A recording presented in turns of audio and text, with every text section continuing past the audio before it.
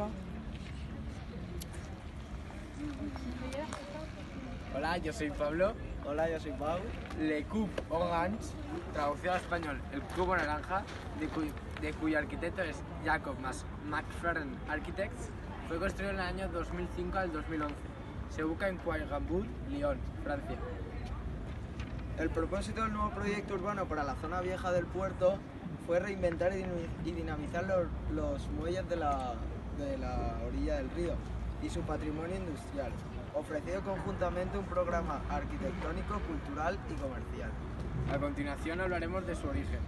Estos muelles utilizados inicialmente como almacenes para guardar grúas o cualquier elemento del río se transforman en un territorio de experimentación conservando su carácter industrial. Vamos a hablar de las perturbaciones que es eso. Con el fin de crear el vacío, y existen 3 niveles. El ángulo de la fachada, el techo y nivel de entrada. Generan espacios, relaciones entre edificio, usuario, lugar, fuente de luz, todos ellos dentro de un conjunto de oficinas. La primera perturbación está basada en la relación visual directa de la estructura, adecuada del hall. La segunda perturbación es elíptica.